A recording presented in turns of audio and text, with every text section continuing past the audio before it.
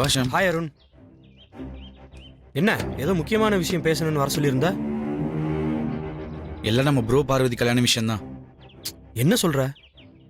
அதான் உன் அப்பா ஜோசியர் எழுதி வச்ச பேப்பரை மாத்தி வச்சு அந்த பிரச்சனையை தான் சால்வ் பண்ணிட்டாரே, அப்புறம் என்ன? ஜோசியர் பிரச்சனையை அப்பா பேப்பர் மாத்தி சால்வ் பண்ணிட்டாரு. இந்த ஐஸ்வர்யா பிரச்சனை தான் எப்படி சால்வ் பண்றதுன்னு தெரியல. சரி, அதனால தான் கொஞ்சம் டிஸ்கஸ் பண்ணலான்னு கால் பண்ணி வர சொன்னேன்.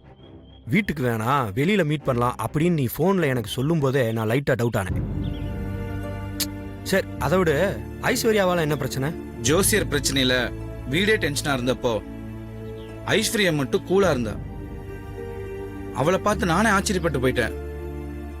என்ன ஐஷு, நாளைக்கு என்ன நடக்குமோ ஏது நடக்குமோன்னு எல்லாரும் டென்ஷனா இருக்காங்க, நீ மட்டும் இப்படி கூலா இருக்குன்னு நான் கேட்டேன். சரி, அதுக்கு ஐஸ்வர்யா என்ன சொல்லுச்சு? ஆதி பார்வதி பத்தி புரிஞ்சுக்காதவங்க குழம்பி போகலாம், டென்ஷன் ஆகலாம். அவங்க 2 பேரை பத்தி எனக்கு நல்லாவே தெரியும். அதனால எனக்கு எந்த குழப்பமும் இல்ல, டென்ஷனும் இல்லைன்னு சொல்லிட்டா. சூப்பர், ஐஸ்வர்யா கரெக்டா தான் சொல்லியிருக்கு. ஆமா, இதுல உனக்கு என்ன பிரச்சனை? ஷாம், முதல்ல என்ன முழுசா சொல்ல விடு ஷாம். சரி சொல்லு. ப்ரோ பார்வதி ஜாதகத்தை ஜோசியர் பார்த்து இது புருஷன் முன்னாடி ஜாதகம்னு சொன்னத ஐஸ்வர்யா அதை நம்பல போல. அதான் ஐஸ்வர்யா குழப்பமும் டென்ஷனும் இல்லாம ஃப்ரீயா இருந்ததுக்கு காரணம் இதுதான் போல. ஜோசியர் சொன்னது பொய்ன்னு ஐஸ்வர்யா அவ்வளவு உறுதியா எப்படி நம்புனா? அதைத்தான் ஷாம் நானும் ஐஸ்வர்யா கிட்ட கேட்டேன். அதுக்கு அவ சொன்ன காரணம் தான் இப்ப பிரச்சனையே. என்ன சொல்ற அருண்? அப்படி ஐஸ்வர்யா என்ன காரணம் தான் சொன்னா? அவ என்ன சொன்னா தெரியுமா ஷாம்? ஆதி பார்வதி 2 பேரும் ஆண்டி மேல மதிப்பு மரியாதையும் வச்சிருக்காங்க. அவங்க 2 பேரும் ஆண்டிக்கு விருப்பம் இல்லாத எந்த ஒரு காரியத்தையும் செய்ய மாட்டாங்க. அதனால ஆதி பார்வதியை பத்தி நல்லா தெரிஞ்ச நான் சொல்றேன், ஜோசியர் சொன்னது பொய். ப்ரோ பார்வதி மேல இப்படி ஒரு ஒப்பீனியன் வச்சுக்கிற ஐஸ்வர்யாக்கு அவங்களோட கல்யாண விஷயம் மட்டும் தெரிஞ்சதுன்னா எப்படி ரியாக்ட் பண்ணுவானே தெரியல ஷாம். ஒருவேளை விஷயம் தெரிஞ்சதுக்கு அப்புறம் ஐஸ்வர்யா ப்ரோ பார்வதிக்கு எதிராக திரும்பிட்டா என்ன பண்றது?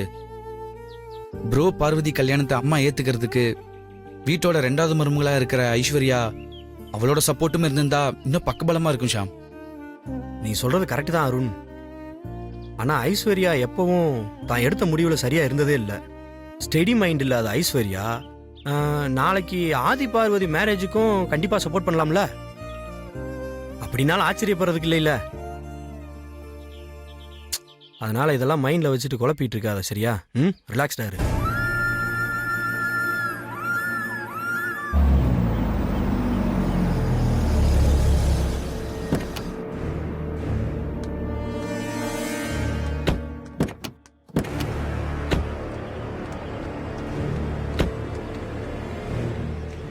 அகிலா இங்க இருக்கிற ஜோசியரை பார்க்க வந்திருக்கானா?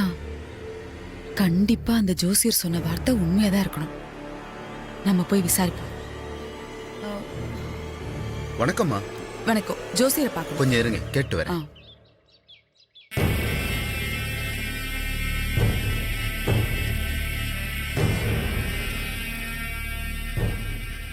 உங்களை வர சொல்றாங்க, வாங்க.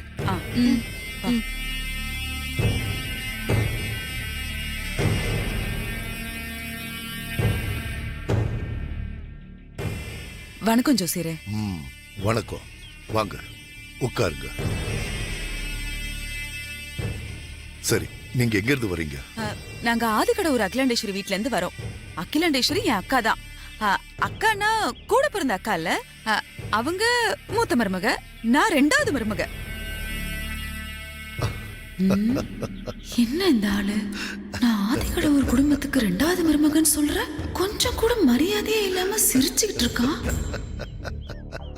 என்ன என் முகத்துல விழிக்க சங்கடப்பட்டுட்டு அந்த அம்மா உங்களை அனுப்பி வச்சிருக்காங்களா? என்ன சொல்றீங்க? அவங்க எதுக்கு உங்க முகத்துல விழிக்கிறதுக்கு சங்கடப்படணும்? அவங்க கொண்டு வந்த ஜாதகம் புருஷம் பொண்டாட்டி ஜாதகம்னு நான் சொன்னதை அவங்க நம்ப மாட்டேன்னு சொன்னாங்க. அவங்களுக்கு நம்பிக்கை வரணும்னு நான் ஒரு சீட்டுல அவங்களுக்கு நடக்க போறதை எழுதி ஒரு கவர்ல போட்டு அவங்க கையில கொடுத்தேன். சம்பவம் நடந்து முடிஞ்சதுக்கு அப்புறம் நீங்க அதை பிரிச்சு படிங்கன்னு சொல்லியிருந்தேன். அவங்க பிரிச்சு படிச்சிருப்பாங்க. உண்மைய புரிஞ்சுக்கிட்டு அவசரப்பட்டு தப்பா பேசிட்டோமே, எப்படி என் முகத்துல முழிக்கிறதுன்னு உங்களை இங்க அனுப்பி வச்சிருப்பாங்க. நீங்க நினைக்கிற மாதிரி எல்லாம் ஒண்ணுமே நடக்கல. சீட்ல எழுதின மாதிரி ஒண்ணுமே நடக்கல. நீங்க என்ன சொல்றீங்க? நான் எழுதி கொடுத்த மாதிரி நடக்கலையா? ஆமா, நடக்கல.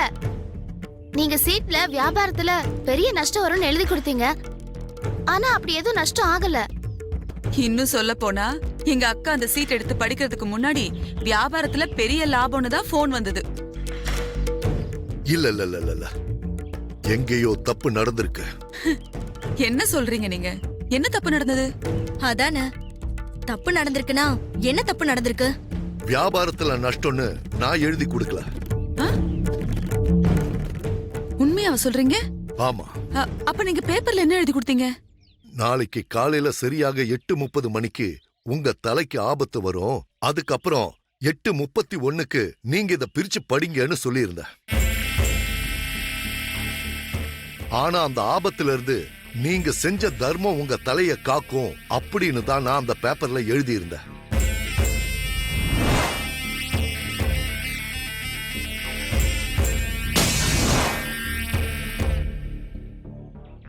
இந்த ஜோசியர் எழுதி கொடுத்த மாதிரி தான் அங்க நடந்திருக்கு. அப்போ சமையல்காரையும் ஆதியை பத்தி இவர் சொன்னதும் உண்மைதான். நான் பேப்பர்ல எழுதுனது ஒண்ணு, ஆனா நீங்க சொல்றது வேற ஒண்ணா இருக்கே. அந்த அம்மா தலைக்கு ஆபத்து வந்துதா இல்லையா? பெரிய ஆபத்துன்னு எதுவும் சொல்ல முடியாது. இருந்தாலும் அவங்களுக்கு வந்து ஆபத்துல இருந்து அவங்க நல்லபடியா தப்பிச்சிட்டாங்க. அப்புறம் என்ன, நான் சொன்ன மாதிரி தானே நடந்திருக்கு. ஆனா நான் சொன்ன ஜோசியத்தை பொய்யாக்குறதுக்காக யாரோ அதை மாத்தி எழுதி வச்சிருக்காங்க. சரிங்க, அது இருக்கட்டும், நான் பாத்துக்கிறேன். அதுக்கு முன்னாடி நீங்க இந்த ஆதி பார்வதி ஜாதகத்தை பார்த்துட்டு புருஷ பொண்டாட்டி ஜாதகம்னு சொன்னீங்களே, அது உண்மைதானா? அப்படி அது உண்மைன்னா அவங்களுக்கு கல்யாணம் ஆயிடுச்சா இல்ல இனிமேதான் ஆக போதான்னு சொல்ல முடியுமா? அதுக்கு நான் மறுபடியும் அந்த ஜாதகத்தை பார்க்கணும். ஆனா ஒண்ணு, அவங்க 2 பேருக்கும் தான் கண்டிப்பா கல்யாணம் நடக்கும். அதை எந்த சக்தியாலையும் தடுக்க முடியாது. அது மட்டும் இல்ல, எந்த சக்தியாலையும் அவங்க 2 பேரை நிச்சயமா பிரிக்கவும் முடியாது. நீங்க இவ்ளோ உறுதியா சொல்லும்போது அத நாங்களும் நம்புறோம். ஜோசியரே, நீங்க அக்காவுக்கு சீட்டு எழுதி கொடுத்த மாதிரி எங்களுக்கும் ஏதாவது எழுதி கொடுக்க முடியுமா?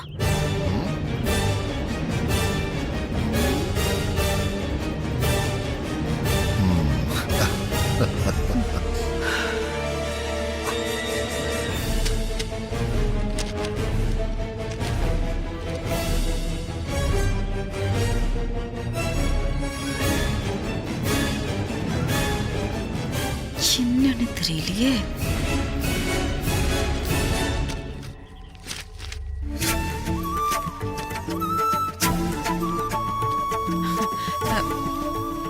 எத்தனை தடவை நீங்க எனக்கு சோதனை வச்சாலும் என் ஜோசியம் பொய்க்காது, என் கணிப்பும் தப்பாகாது. 2 வாரத்துக்கு அப்புறம் தான் நீங்க அந்த கவரை பிரிச்சு படிச்சு பார்க்கணும். சரிங்க ஜோசியரே, நாங்க வரோம். ரொம்ப நன்றி. நல்லது.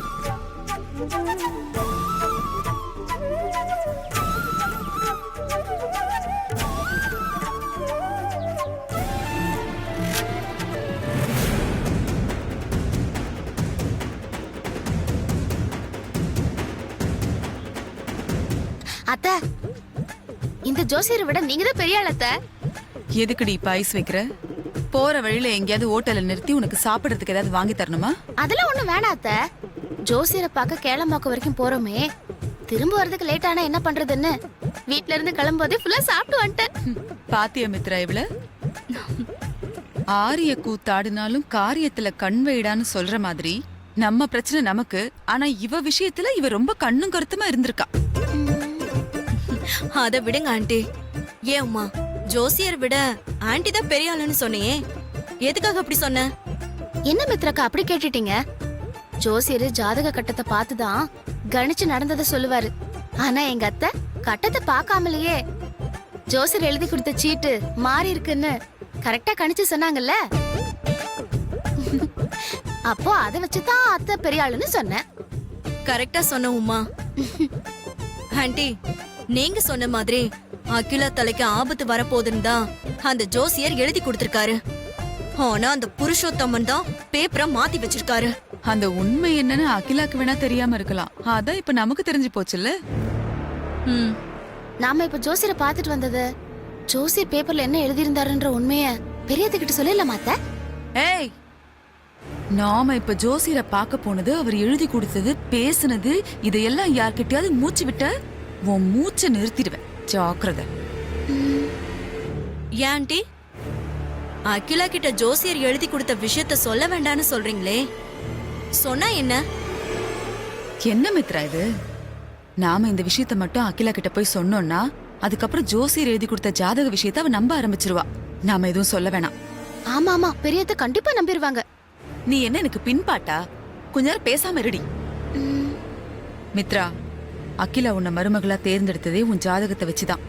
இப்ப அந்த சமையல்காரி ஜாதகத்தையும் உன் ஜாதகத்தையும் ஒன்னா வச்சு ஆராய்ச்சி பண்ண ஆரம்பிச்சிருவா. உன் ஜாதகத்தை மட்டும் அந்த சமையல்காரி ஜாதகம்னு கண்டுபிடிச்சிட்டா அவ்வளவுதான். நீ யாருங்கிற உண்மையும் தெரிஞ்சிடும், நம்ம பிளானும் தவிடு பொடி ஆயிடும். கரெக்டா சொன்னீங்க ஆண்டி. இத நான் கொஞ்சம் கூட யோசிக்கவே இல்ல. நல்ல வேளை எனக்கு ஞாபகப்படுத்துனீங்க.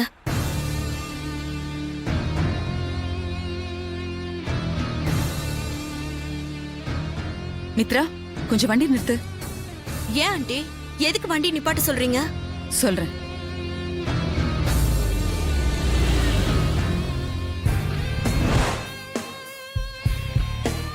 உமா, அத்தை, ஜோசியர் ஒரு பேப்பர்ல எழுதி கவர்ல போட்டு கொடுத்தாரே, அந்த கவர் எங்க இருக்கு?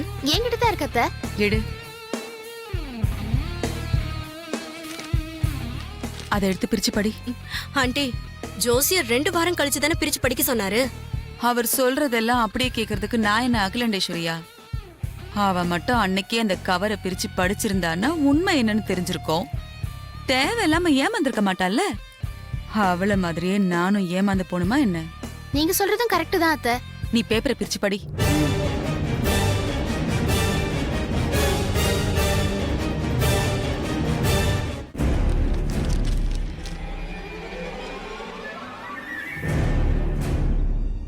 தடயம் சிக்கும், தலை உருளும்.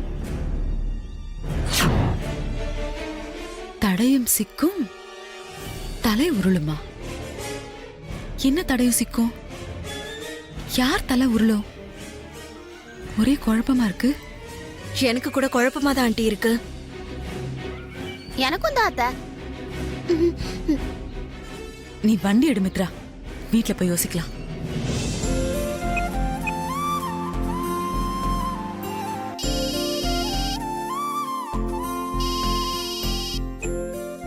ஹலோ, பார்வதி எங்க பட்டம்மா? பார்வதி பூஜை ரூம க்ளீன் பண்ணிட்டு இருக்காமா. நான் போய் கூட்டிட்டு வரட்டுமா? வேண்டாம், அவ பூஜை ரூம க்ளீன் பண்ணட்டும். நான் இப்போ வீட்டுக்கு வந்துட்டு கோவிலுக்கு போகணும். சரிங்கம்மா. அதனால பூஜைக்கு தேவையானத பார்வதி கிட்ட கொஞ்சம் சொல்லி ரெடி பண்ண சொல்லு. சரிங்கம்மா, நான் ரெடி பண்ணி சொல்லிடுறேன். அப்புறம் பட்டம்மா, அம்மா, நான் கோவிலுக்கு பார்வதியையும் கூட்டிட்டு தான் போறேன். அவளையும் கொஞ்சம் ரெடியாக சொல்லு. நான் சொல்லிடுறேம்மா. சரி. என்ன ஆண்டி சொல்றீங்க? ஜோசியர் எழுதி கொடுத்த சீட்டை மாத்திட்டாங்களா? ஆமா நந்தினி, அந்த ஜோசியர் எழுதி கொடுத்த சீட்டை யாரோ மாத்தி இருக்காங்கன்னு எனக்கு சந்தேகமா இருந்தது. நீயும் அந்த சீட்டை பத்தி பேசுனியா? அப்புறம் நானே நேர்ல போய் ஜோசியரை விசாரிச்சேன். அப்புறம்தான் தெரியுது, அந்த சீட்ல ஜோசியர் வியாபாரத்துல நஷ்டம் வரும்னு எழுதி கொடுக்கலையா. அகிலாண்டேஸ்வரி தலைக்கு 8:30 மணிக்கு மேல ஆபத்து வரும், அந்த ஆபத்து நேரத்துல தர்மம் தலைக்காக்கும்னு எழுதி கொடுத்ததா சொல்றான். அந்த ஜோசியர் எழுதி கொடுத்த சீட்டை அந்த புள்ளப்பூச்சி புருஷோத்தமன் தான் மாத்திருக்கணும் நந்தினி. புல்ல பூச்சி மாதிரி இருந்துகிட்டு அந்த புருஷோத்தம என்ன வேலை பாத்திருக்காருன்னு பாத்தீங்களா ஆண்டி? இந்த விஷயத்த அகிலாண்டேஸ்வரி கிட்ட சொல்ல போறீங்களா? மித்ராவும் இதைதான் கேட்டா, அகிலாண்டேஸ்வரி கிட்ட சொல்ல போறீங்களான்னு. நான் தான் வேணான்னு சொல்லிட்டேன். அகிலாண்டேஸ்வரிக்கு இந்த ஜோசியம் ஜாதகம் இது மேல ரொம்ப நம்பிக்கை நந்தினி. இவ்ளோ எதுக்கு? மித்ரா அந்த வீட்டுக்குள்ள மருமகளா வந்ததுக்கு ஒரே காரணம் அவ ஜாதகத்தை வச்சுதான். இப்ப இந்த ஜோசியர் சொன்ன விஷயமும் உண்மைதான அகிலாக்கு தெரிய வந்ததுன்னா அடுத்து அவ மித்ரா ஜாதகத்தையும் அலசி ஆராய ஆரம்பிச்சிருவா. அதுக்கப்புறம் நீ மித்ரா ஜாதகத்தை மாத்தி அவளை உள்ள அனுப்பின விஷயம் தெரிய வந்துரும் நந்தினி. அதனாலதான் நான் வேணான்னு சொல்லிட்டேன். நல்ல வேலை செஞ்சிருக்கீங்க ஆண்டி. அகிலா கிட்ட சொல்லிருந்தீங்கன்னா நிச்சயமா அதுதான் நடந்திருக்கும்.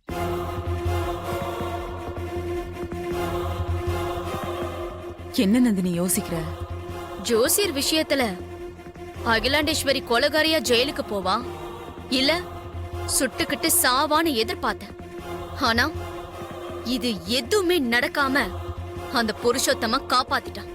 நானும் தான் அடுத்த அகிலாண்டேஸ்வரி ஆயிடலான்னு ஆசையோட காத்திருந்தேன். எதுவுமே நடக்கலையே. கவலைப்படாதீங்க ஆண்டி, உங்க ஆசை கண்டிப்பா நிறைவேறும். நீயும் சொல்லிக்கிட்டே தான் இருக்க நந்தினி, ஆனா செஞ்ச பாடத்தான் காணும். இதுக்கப்புறமும் நான் லேட் பண்ண மாட்டேன் ஆண்டி. அந்த அகிலாண்டேஸ்வரிய இன்னைக்கே நான் தூக்குறேன். யார் வந்து காப்பாத்துறாங்கன்னு பார்க்கலாம். என்ன சொல்ற நந்தினி? அகிலா விஷயத்துல இனிமே நான் எதையும் யாரையும் நம்பறதா இல்ல. நானே களத்துல இறங்குறேன். கார்ல அடிச்சு தூக்குறேன். செம்ம. ஆனா ஒரு முக்கியமான விஷயம் நந்தினி, நீ அடிக்கிறத அடிக்கிற ஆன் ஸ்பாட்ல உயிர் போற மாதிரி அடி. சும்மா அங்க இங்க அடிபட்டு கை கால் போய் உயிர் இருக்கிற மாதிரிலாம் பண்ணிடாத. அகிலாண்டேஸ்வரி கார்ல அடிபட்டு செத்துட்டாங்கிற நியூஸ் வரும். ஹாஸ்பிட்டலுக்கு வந்து பாடிய பார்த்து அழுது சீன் போடுங்க. எது எப்படியோ எனக்கு நல்லது நடந்தா அது மட்டும் போதும்.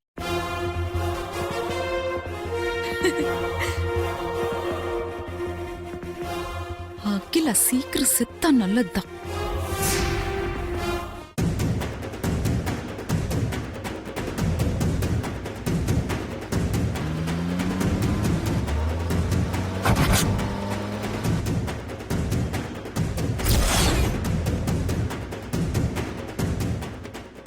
ஹாய் ஆதி. வாடா. என்ன ஆதி டீப்பா யோசனை பண்ணிட்டு இருக்க போல? நான் இதை வந்து டிஸ்டர்ப் பண்ணிட்டேனா?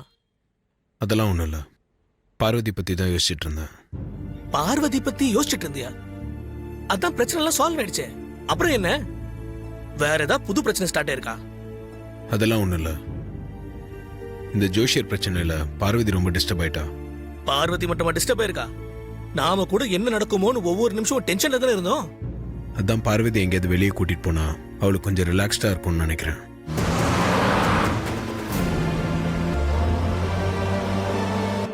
ஆமா, வெளியே கூட்டிட்டு போறதா இருந்தா எங்க கூட்டிட்டு போற? எங்கேயாவது அவுட்டோர் பிளான் பண்ணிட்டியா? நீ சொல்றது நல்ல ஐடியா தான், ஆனா அது எப்படி ஒர்க் அவுட் பண்றது? அதிரடியா பிளான் பண்ணிட்டு நீ கொடுத்த ஐடியா தான்னு என்ன கோத்துட்றாதப்பா, நான் இப்பவே சொல்லிட்டேன். அதெல்லாம் இருக்கட்டும், முதல்ல பார்வதி எப்படி வெளியே கூட்டிட்டு போறதுன்னு ஐடியா சொல்லு.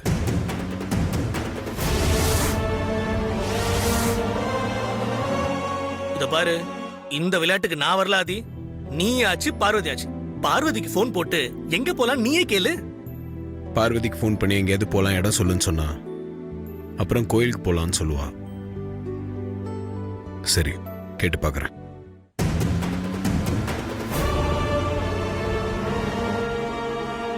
This number is currently switched off. Please try again later. Parvathi phone சுவிட்ச் ஆஃப்னு வருது. ஆமா, இப்பெல்லாம் நெட்வொர்க் ரொம்ப மோசமா இருக்கு. சில நேரத்துல அப்படிதான் ஆகுது. நீ இன்னொரு தடவை ட்ரை பண்ணி பாரு.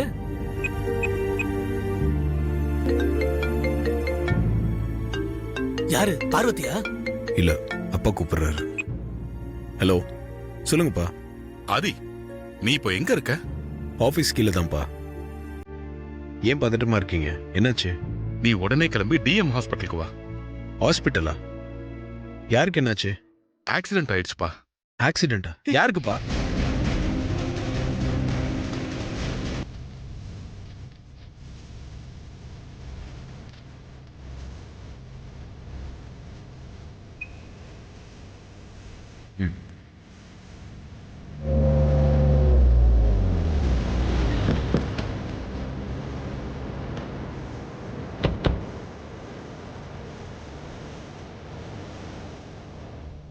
ஆதி, நீ கவலைப்படாத, ஒன்னும் ஆகாது. தைரியமா இரு. ரிசப்ஷன்ல கேளு. Yes sir. அங்க. தேங்க்யூ. Okay sir.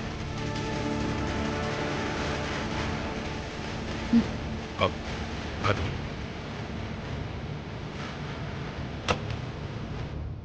பறந்து வந்துருவானே.